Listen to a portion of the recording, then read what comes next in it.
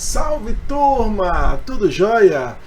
Seja bem-vindo ao nosso canal de rede de computadores e cibersegurança para leigos. Para quem não me conhece, meu nome é Gustavo Castro e o tema de hoje está super interessante. Vamos falar de Deep Web. Você já usou? Sabe o que é? Tem medo? Para que serve? A resposta dessa e de várias outras perguntas só assistindo o vídeo. Então, roda a vinheta!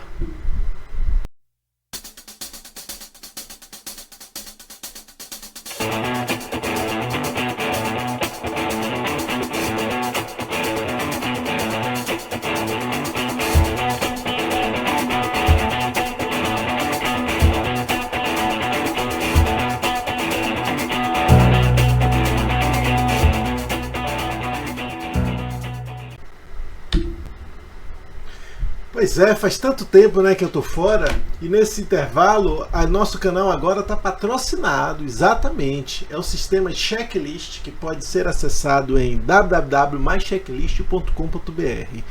É um sistema bem legal, tem tutoriais, treinamento, videoaula, tudo para você poder acessar.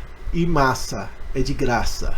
Agora, infelizmente, esse patrocínio é meu mesmo, né? Eu que estou me patrocinando. É um outro trabalho que eu faço, uma outra área, e eu aproveito aqui o espaço do canal para divulgar esse trabalho também. Então, podem passar lá e conferir. Valeu? Bom, agora vamos para o que interessa, né? O que é a Deep Web? Existe uma figura que representa bem a internet quando a gente quer falar de Deep Web, que é a do iceberg, né? Que ela virou como padrão.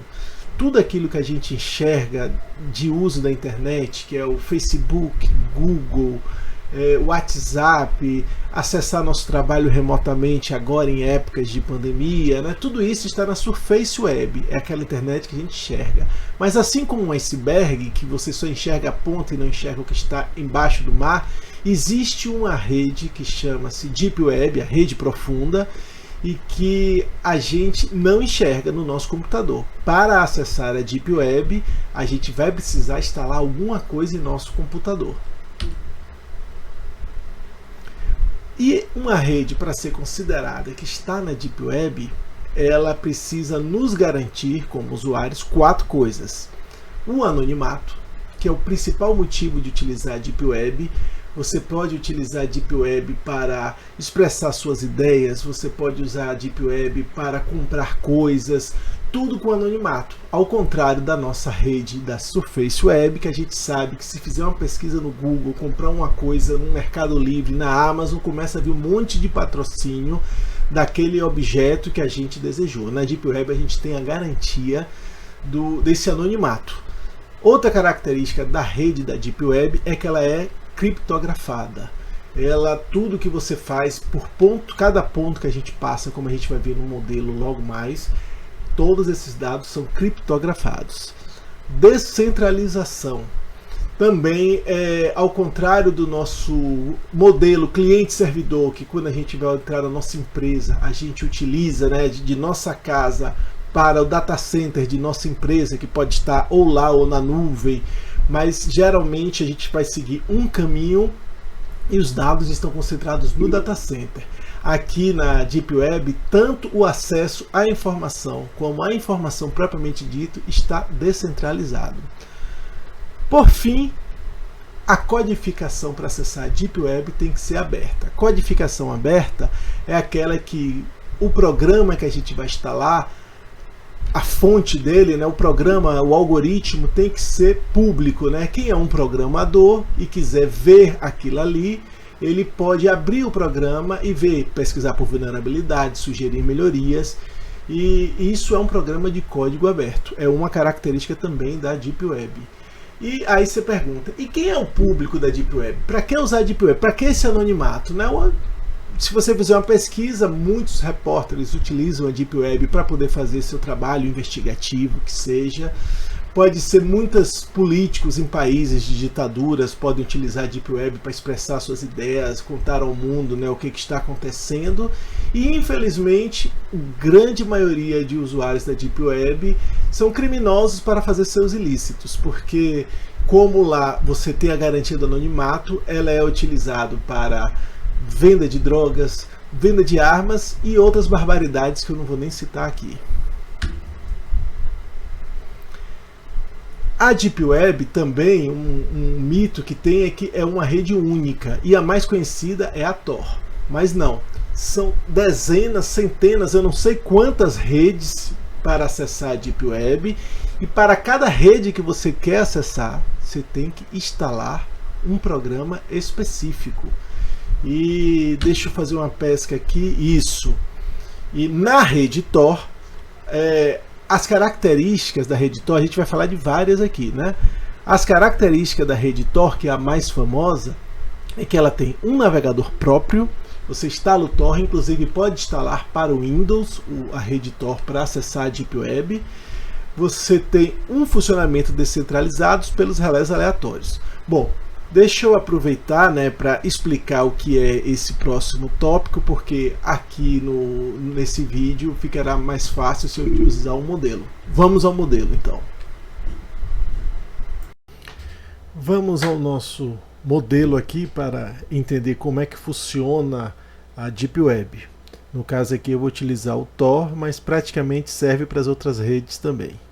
Nesse nosso exemplo imaginário, eu estou aqui no Brasil e eu vou acessar uma informação que está nos Estados Unidos. Isso aqui é apenas didático, né? Na realidade, a informação na Deep Web ela está distribuída e o caminho, como a gente vai ver, também é bem distribuído. A gente não sairia daqui utilizando a rede indo direto para o destino final, que nesse exemplo seria os Estados Unidos. Então, ao acessar alguma informação pela rede Tor, que teoricamente está nos Estados Unidos, é criado 3 relés, que são esses pontos que estão marcados aí. Nesse nosso exemplo hipotético, a rede Tor tem uma característica que o primeiro relé que a gente acessa, ele fica o mesmo por 3 meses. Então aqui nesse nosso exemplo é o relé que está na Rússia. E como vocês podem ver, existe uma comunicação entre a minha máquina e um relé da Rússia que está em um túnel criptográfico, né? Somente quem entende as informações são as pontas, eu e o relé da Rússia. Aí da Rússia ele faria uma comunicação com o relé que hipoteticamente está na Austrália.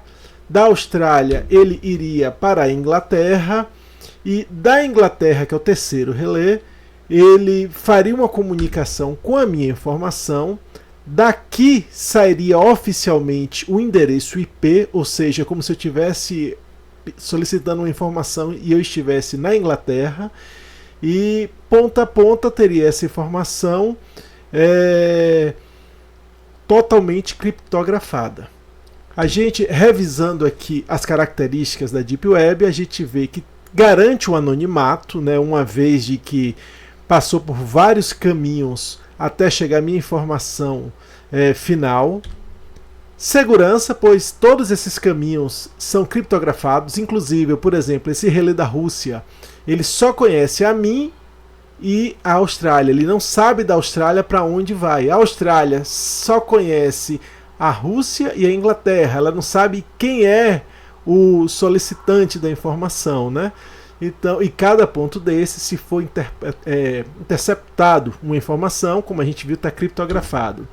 Descentralização, tanto do caminho que a gente vai percorrer, como da informação, que no nosso caso aqui estaria somente nos Estados Unidos, mas não necessariamente assim. E uma coisa bem interessante que a gente vai ver logo adiante: se eu fizesse uma solicitação para outro serviço, né, para outro site da rede Tor, ele iria primeiro para a Rússia, por 3 meses o meu primeiro relé vai ser o da Rússia, e depois ele ia tomar um caminho totalmente diferente. Por fim, Open Source, porque a rede Tor ela é de código aberto. A gente vai fazer aqui agora um exemplo em que a gente vai acessar pela rede Tor, pelo browser da rede Tor, a Surface Web, né, que também é possível. Então vamos imaginar que eu estou aqui e vou acessar o Google. Eu utilizei o mesmo caminho nesse primeiro exemplo que ele fez, e a diferença seria que no terceiro relé, como a gente pode ver aqui da Inglaterra, que é o TCP oficial, ele está passando por um túnel branco, diferente do outro, porque aquele saiu da rede Tor. É bem verdade que o Facebook, quando você acessa, ele tem criptografia, né? Mas não é a criptografia da rede Tor. Aí se eu for acessar o Google pela rede Tor,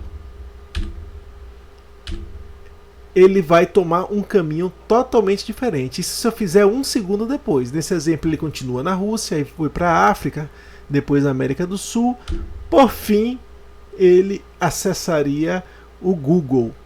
A última observação que eu gostaria de falar aqui é que, apesar de você poder usar o navegador da rede Tor para acessar a Surface Web, ele não funciona legal. Primeiro que ele vai ser lento, porque ele vai fazer todos esses caminhos. E os sites, o Google, por exemplo, se fizer uma pesquisa, né, o motor de busca, ele sabe que tem alguma coisa diferente ali. Não funciona direito, tá bom? Vamos voltar à apresentação. Bom, agora com o entendimento da rede Tor, os outros, como dito, as outras redes da Dark Web, da Deep Web, ela segue mais ou menos o mesmo procedimento, né? Depois da rede Tor, uma rede muito conhecida é a Freenet. Ela também tem uma arquitetura ponto a ponto, sem servidores centralizados, e ela, ao contrário da rede Tor, ela não tem um navegador próprio. Você tem que instalar um programa que funciona em conjunto com o navegador, né? Também funciona com nós. Enquanto lá na rede Tor a gente fala de relés, aqui eles chamam de nós. E ela é muito utilizada para compartilhamento de arquivos. Ela já tem um objetivo, né, um pouco diferente da rede Tor. A gente vai ver que muitas redes se propõem a um determinado serviço de web, né? Então ela é como se fosse um torrent anônimo, né, para troca de arquivos. Isso aqui é bem interessante. Existe naquele conceito do iceberg que tem a Surface Web, como a gente viu, a Deep Web, que é a rede profunda, e ainda existe a Dark Web, que está abaixo da Deep Web, que é uma rede de confiança. O que difere ela da Deep Web é que para você entrar nessa rede da Dark Web, você tem que ser convidado. Então ela ainda tem essa segurança a mais de que não é para qualquer pessoa. Não é porque você instalou o programa da Freenet que você vai acessar tudo da Freenet. Vão existir coisas só do Clube do Bolinha. Então esse é o conceito da Darknet. É uma rede ainda mais fechada do que a Deep Web. Por fim, a I2P é um projeto de internet invisível em português. Também requer instalação de um software extra e configuração específica no navegador.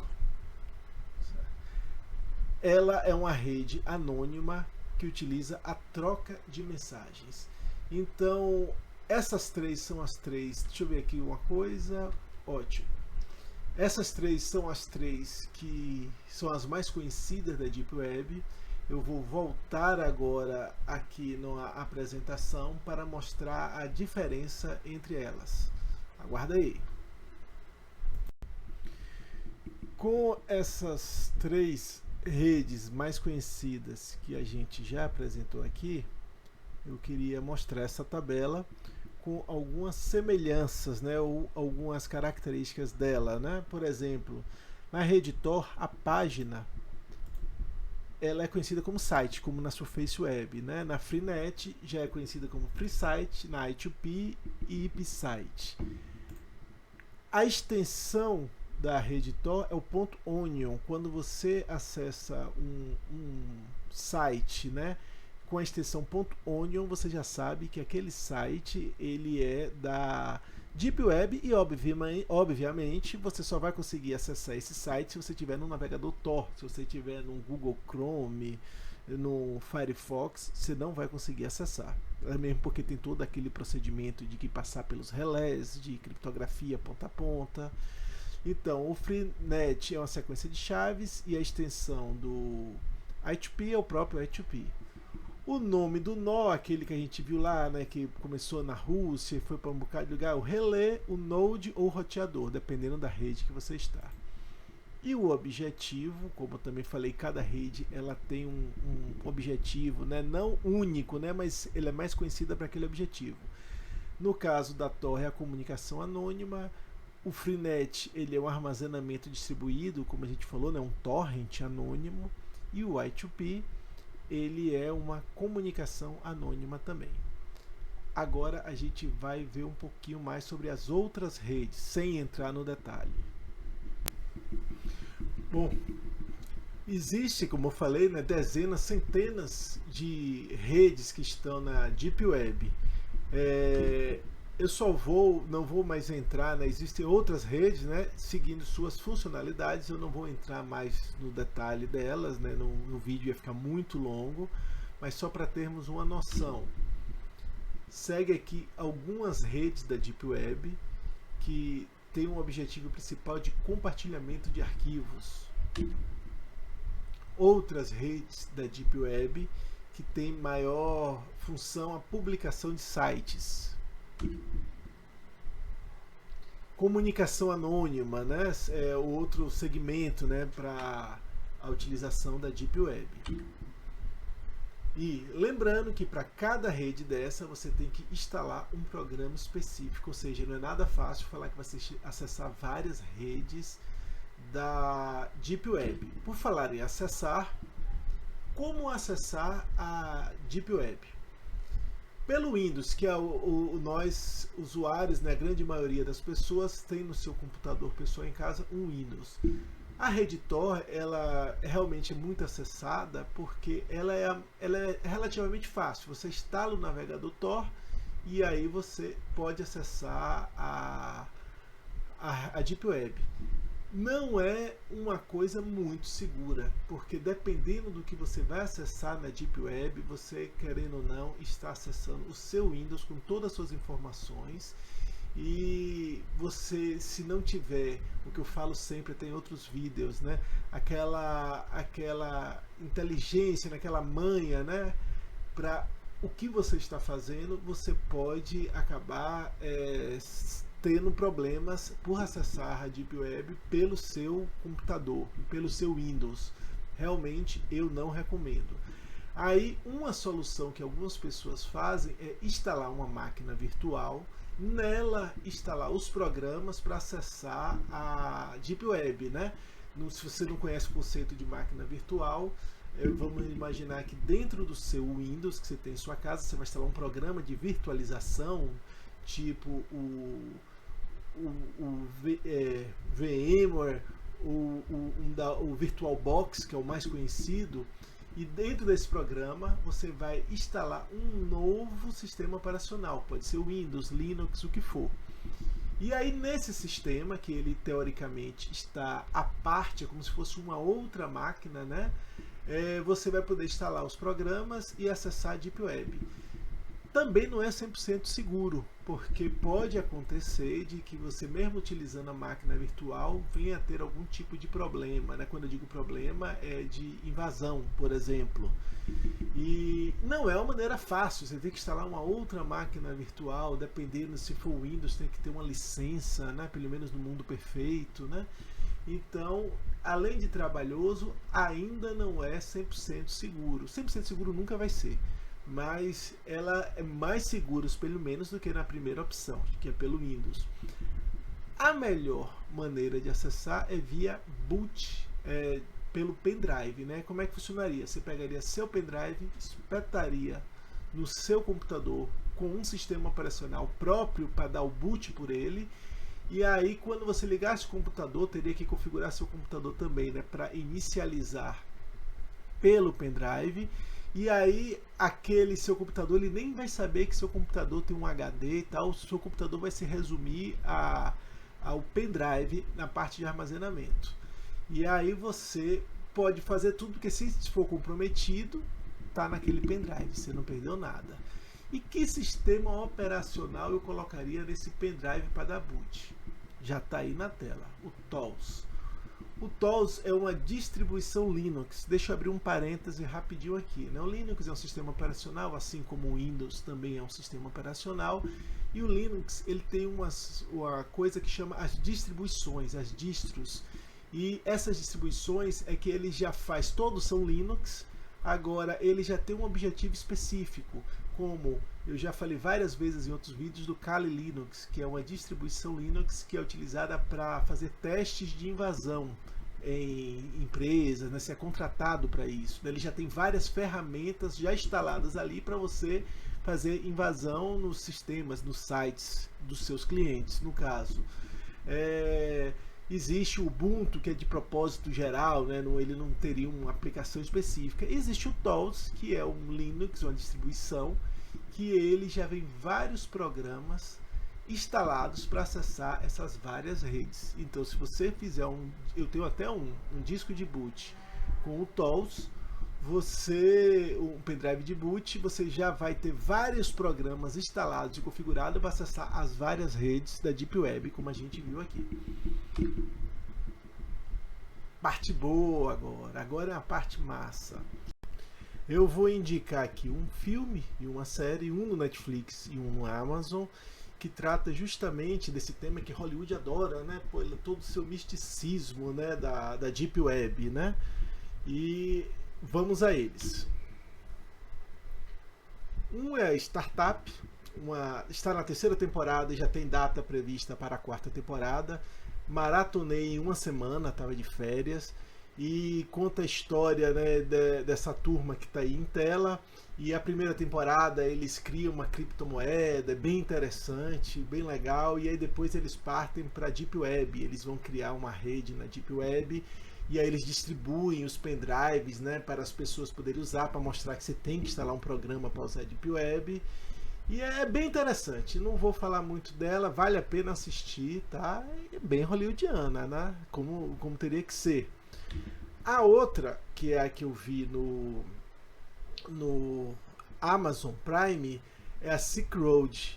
A Silk Road, isso aqui já é um caso real, verídico. A Silk Road foi uma rede, né, a Rota da Seda, né?